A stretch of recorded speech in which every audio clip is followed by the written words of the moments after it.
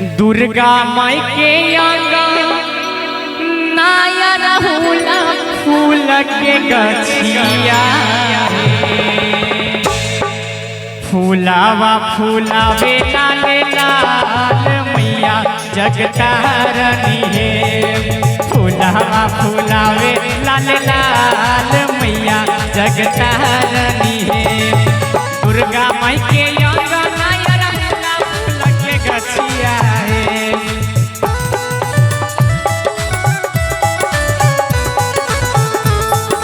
दुर्गा माई के यहाँ गाना रहुला फूल के गछिया है।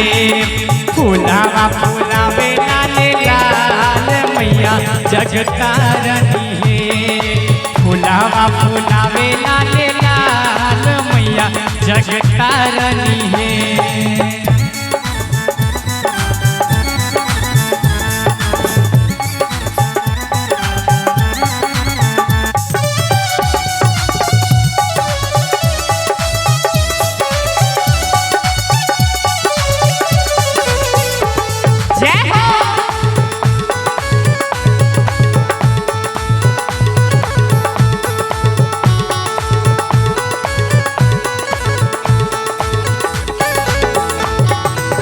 अब देखियो कथी के मंदिर में है मैया कथी के सिंहासन है।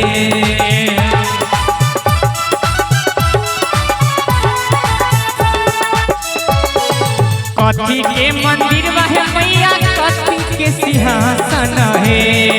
कथी के रे लागल के बार मैया जगतारनी है। कथी के रे लागल के बार मैया जगतारनी है।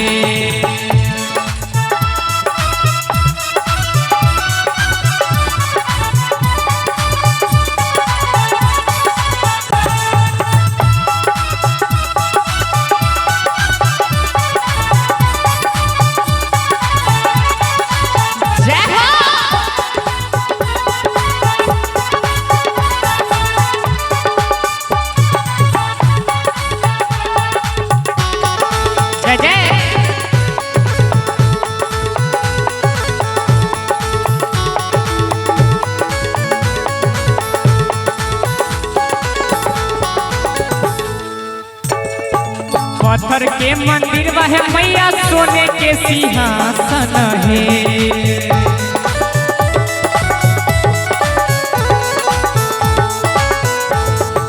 पत्थर के मंदिर में मैया सोने के सिंहासन है।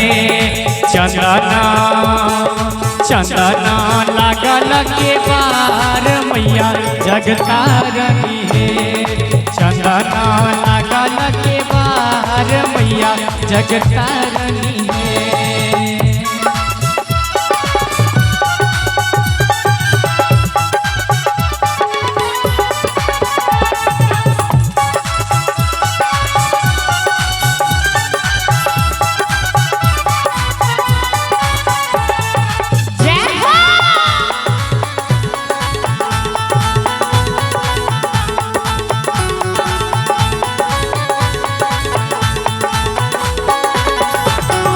फूलावा जोरी मैया आसन लगावल है।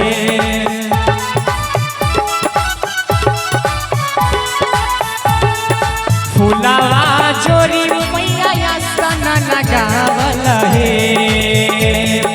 सुतु मैया नींद से निभोर मैया जगतारनी है। सुतु मैया नींद से निभोर मैया जगतारनी है।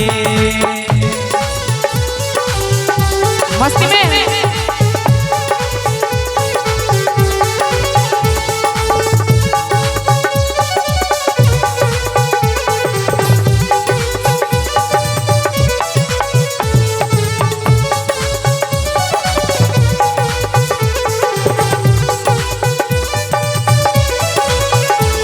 जय हो।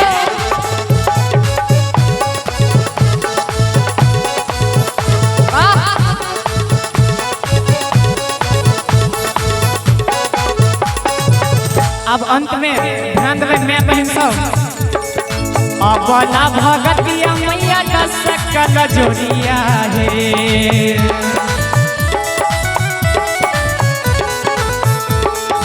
अबला भगतिया मैया का सकल जोड़िया है। लिहो मैया हृदय तो लगा। बाबा की भजन निक लागलै, बहुत सुंदर लागलै। कने एक बार हाथ उठा दियो तो मैं बहिन सब कने अहाँ सब हाथ उठाइयो, उठाओ। बाबा की अहाँ के नहीं निक लागल? सब गोटा कने चालू 500 मैं बहिन सब अहाँ सब तक खड़ा छिए, कने अहाँ सब अपन हाथ उठा दियो। आ कने भाई सब चाचा कने अहाँ हाथ उठा दो। लिहो मैया शरण लगाई मैया जगतारनी है। लिहो मैया शरण लगाई मैया जगतारनी है। फुलावे लाले लाल मैया जगतारनी है। फुलावे लाले लाल मैया जगतारनी है। फुलावे लाले लाल मैया जगतारनी है। फुलावे लाले लाल मैया जगतारनी है। फुलावे लाले लाल मैया जगतारनी है। फुलावे लाले लाल मैया जगतारनी है।